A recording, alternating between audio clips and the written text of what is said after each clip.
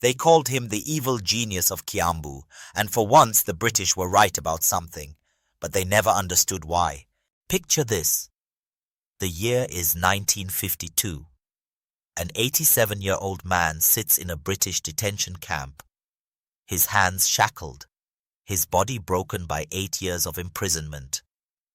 Around him, younger freedom fighters whisper his name with a mixture of reverence and confusion.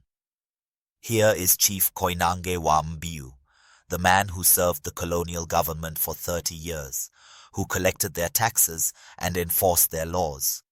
The same man who secretly funded the Mau Mau rebellion that would drive the British from Kenya forever. This is the story of the most dangerous game ever played in colonial Africa.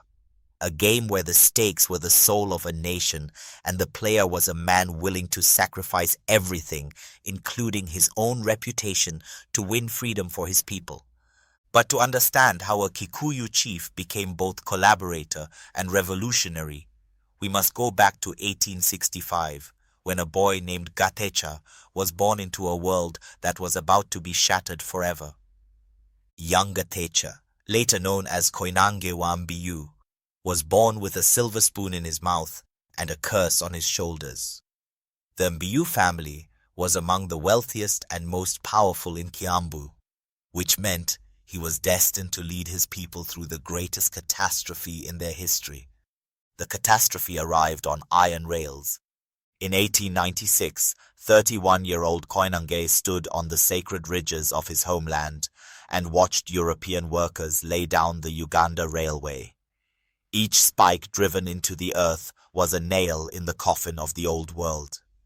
Each mile of track brought Kenya closer to a future where his people would be strangers in their own land. But unlike other chiefs who saw only destruction, Koinange saw something else, opportunity wrapped in catastrophe. That night, as smoke from the construction camps drifted across his compound, Koinange made a decision that would haunt him for the rest of his life. He would not fight the British with spears and shields like other warriors. He would fight them with their own weapons, language, law, and politics. He would become the enemy to destroy the enemy. It was the beginning of the most complex double life in African history. The British needed local leaders they could trust, men who understood both worlds, the traditional Kikuyu way and the new colonial reality. When they offered Koinange the position of headman in 1921, they thought they had found their perfect puppet. They had no idea they were handing a master spy the keys to their own destruction. For 30 years, Koinange played his role to perfection. He collected taxes that bled his people dry. He enforced laws that stole their land. He sat in colonial councils and nodded while British officials planned the systematic destruction of Kikuyu culture. But every night, when the colonial administrators went to sleep, Koinange transformed into something else entirely. His sprawling compound in Kiambu became the secret headquarters of Kenya's liberation movement. The same hands that signed colonial documents by day wrote coded messages to resistance leaders by night. The same voice that spoke respectfully to district commissioners also whispered plans for revolution to men who would become legends. Jomo Kenyatta, Harry Tuku, and countless others who gathered in his home under cover of darkness. The British called him their most trusted African ally. They had no idea he was their greatest enemy. By 1940, Koinange faced an impossible situation. His son Mbiyu had returned from America with a university degree, the first Kenyan African to achieve such education.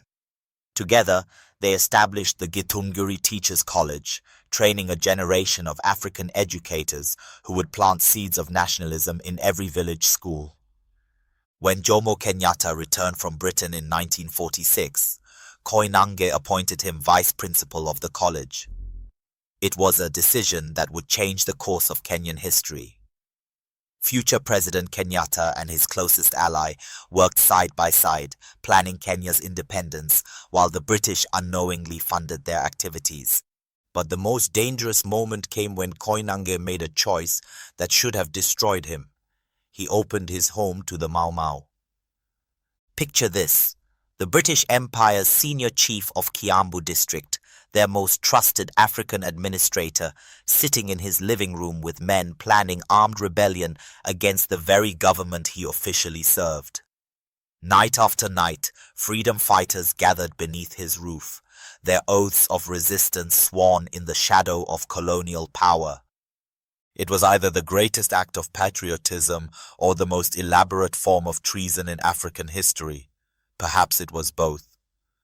The British began to suspect. Reports reached them of strange meetings at Koinange's compound. But every time they investigated, they found only a loyal chief conducting community business. They never imagined that their perfect African ally was the architect of their downfall. In 1952, everything exploded. The British declared a state of emergency and began mass arrests of Mau Mau suspects. Koinange knew his time was running out. For 57 years, he had walked the razor's edge between collaboration and resistance. Now the blade was about to cut.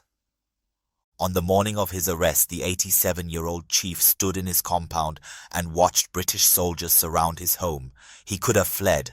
His network of allies would have hidden him. His wealth could have bought him safe passage to another country. Instead, he chose to face his fate.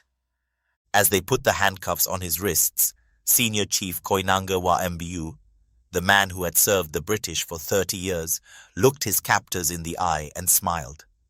He had won. The revolution he had secretly nurtured was spreading across Kenya like wildfire. His son, Mbiyu, was safely in London, beyond British reach, continuing the fight on an international stage. The British had finally captured their most trusted ally, only to discover he had been their most dangerous enemy all along. For 8 years, Koinange rotted in detention camps alongside the Mau Mau fighters he had secretly supported. The irony was not lost on anyone.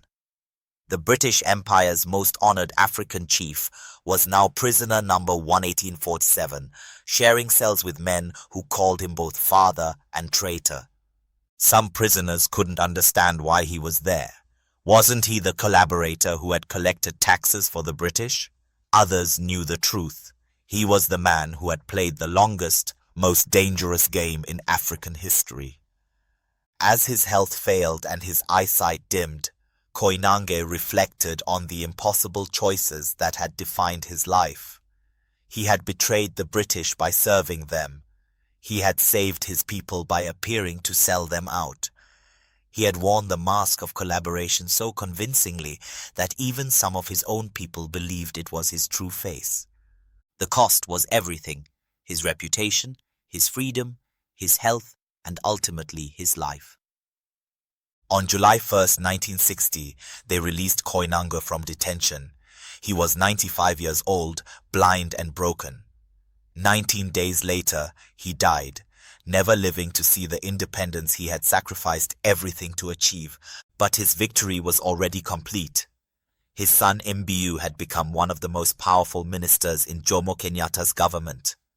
His daughter Grace had married Kenyatta himself, linking the Koinange family to Kenya's founding father forever.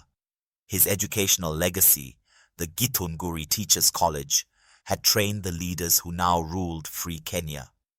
Most importantly, his strategy had worked. By appearing to collaborate while secretly resisting, he had protected the independence movement during its most vulnerable years. When other leaders were arrested or killed, Koinange's position as senior chief had made him untouchable, until the very moment his protection was no longer needed. Today, more than 60 years after his death, Chief Koinange wa Mbiyu remains Kenya's most misunderstood hero. Schools bear his name, but few students know his real story. Streets honor his memory, but few drivers understand what he actually sacrificed. The British wanted to erase his legacy, painting him as their faithful servant. Some Kenyans wanted to forget him, seeing only the colonial uniform he wore. But the truth is more complex and far more powerful than either narrative. Koinange wa Mbiyu was the man who sold his soul to save his people. He wore the mask of collaboration so perfectly that he fooled an empire. He played the role of loyal chief so convincingly that even his own people believed it. For 30 years, he walked through the valley of the shadow of betrayal and emerged on the other side as the secret architect of Kenya's freedom. His story is not just about one man's impossible choice.